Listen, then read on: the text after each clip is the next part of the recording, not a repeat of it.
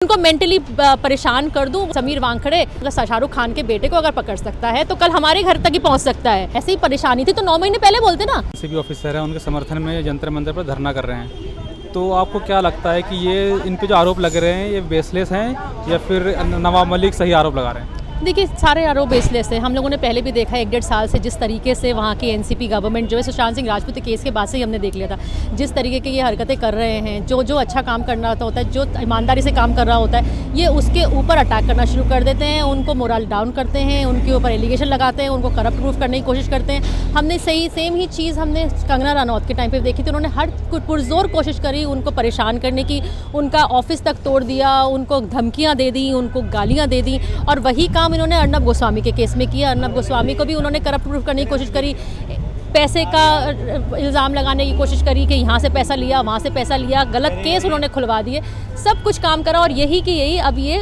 समीर वानखेड़े के साथ कर रहे हैं। क्यों इन्हें परेशानी हो जाती है? अगर कोई भी सच का साथ दे रहा हो, कोई ऑनेस्टी से अपना काम कर रहा हो, जहाँ पर इनके खुद के मिनिस्टर्स, इनके खुद के अपने जो सेट किए हुए पुलिस ऑफिसर्स होते हैं वो अगर लपेटे में आ रहे होते हैं, वो अगर क्वेश्चनेबल पोजीशन पे आ रहे होते हैं, इनको परेशानी क्यों होती है? इनको परेशानी उस टाइम नहीं होनी चाहिए ना, क्योंकि इनको पहले ये देखना चाहिए कि कोई ईमानदारी से काम कर रहा है। इनको परेशानी सिर्फ इसलिए होती है क्योंकि इनका भी कट होता है। क्यों? जो इतने ईमानदार पुलिस ऑफिसर इनके हिसाब से, परमबीर सिंह कहाँ है आज की तारीख में? गायब है ना। 200 करोड़ की वसूली कौन करवा रहा था? इनके अनिल देशमुख करवा रहे थे। आज कहाँ है?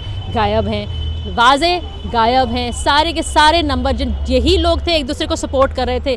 बड़े से बड़ा पुलिस ऑफिसर कह रहे थे, जाबाज पुलिस ऑफिसर कह रहे थे, जाबाज पॉलिटिशियन कह रहे थे, सब के सब अब लपेट में आ रहे हैं। सबकी असलियत निकल के आ गई है। कितने करप्ट लोग हैं। 200 करोड़ की वसूली मतलब 2400 करोड़ रुपए का साल। This was minimum. इतना कोई कैसे लूट सकता है? छोटे छोटे बिजनेसमैन को, छोटे छोटे रेस्टोरेंट्स वालों को, जितने इतनी गंदगी इन्होंने की हुई है। और वहाँ पर ड्रग्स का कार्टेल जिस तरह से चल रहा है, हमारे यहाँ ड्रग्स का जो यूसेज होता है वो सिर्फ और सिर्फ नार्को टेररिज्म के लिए यूज़ होता है, टेररिज्म का फैलाने के लिए, गलत काम करने के लिए, देश को खोखला करने के लिए हो रहा है। हमारी आगे की जनरेशन को ये खोखला कर रहे हैं। इनको खुद को टेंशन नहीं होती है कि इनके बच्चे भी उस चीज़ में फंस सकते हैं। अपने बच्चों की ज़िंदगी के लिए सोच लो, अगर और लोगों की बच्चों की ज़िंदगी के लिए नहीं सोचना है। अब परेशान हो गए हैं कि भाई हमारा नाम ना आ जाए, क्योंकि डर इसी बात का है कि आज समीर वानखेड़े आर्यन खान को, अगर शाहरुख खान के बेटे को अगर पकड़ सकता है तो कल हमारे घर तक ही पहुंच सकता है। हमारा दामाद फंसा हुआ है ही है।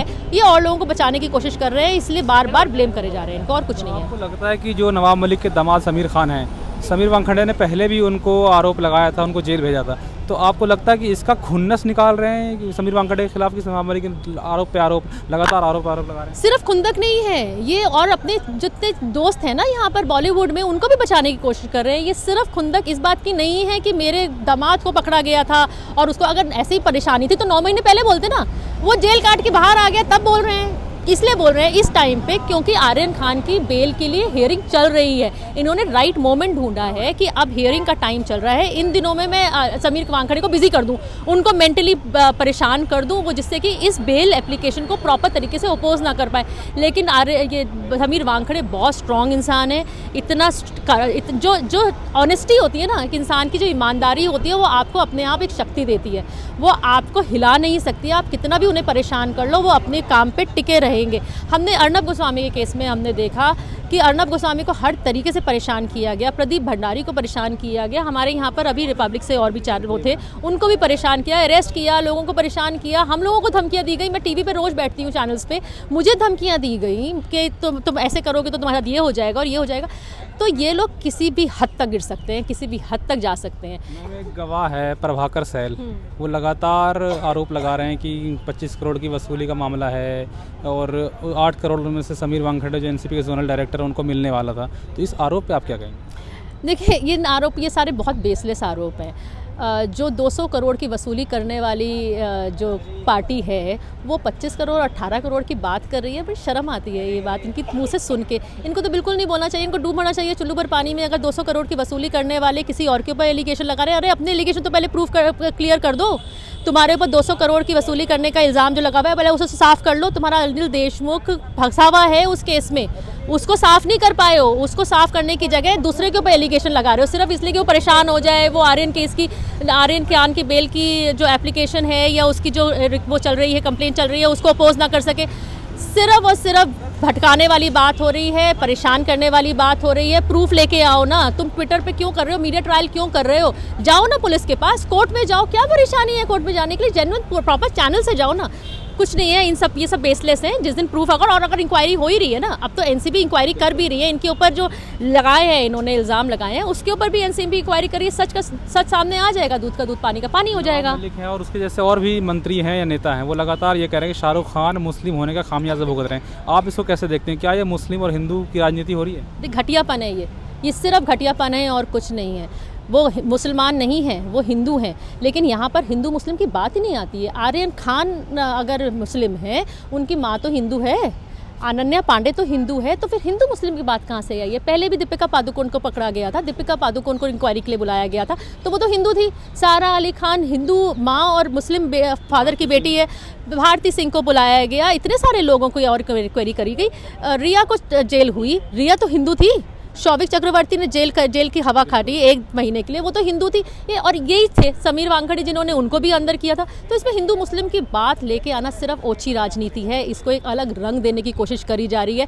इन लोगों को चैन नहीं पड़ता जब तक हमारे यहाँ हिंदू मुस्लिम के राइट्स ना हो, हिंदू मुस्लिम के नाम पे लोगों को बांटा ना जाए, तोड़ा ना जाए, एकता को जब तक धक्का नहीं दिया जाएगा, तोड़ने की कोशिश नहीं की जाएगी, तब तक ये सब चीज़ें चलती रहेंगी। ये सिर्फ गंदगी कर रहे हैं और कुछ नहीं कर रहे। एक प्रॉपर ड्रग केस है, उसमें हिंदू मुस्लिम का कोई एंगल नहीं है, वो उसमें हिंदू मुस्लिम का एंगल लेके आ रहे हैं अपने फेवर में केस को करने के लिए। कुछ लोग ये भी कह रहे हैं कि जो गुजरात में मुंद्रा एयरपोर्ट पे 21,000 करोड़ के आसपास का ड्रग्स पकड़ा गया था, उसकी कोई बात नहीं कर रहा। आर्यन खान के पास कुछ ग्राम वो भी नहीं मिले, उसकी बात सब कर रहे हैं, पूरी दुनिया कर रही है। अच्छा, अगर आर्यन खान को जहाँ से पकड़ा गया है, वो कहाँ से पकड़ा गया था? उसको एक क्रूज़ पे से, ठीक है, तो क्या क्रूज़ के मालिक को पकड़ा गया है? बताइए आप। नहीं पकड़ा गया ना, क्योंकि वेन्यू मैटर नहीं करता है, लोकेशन मैटर नहीं करती है।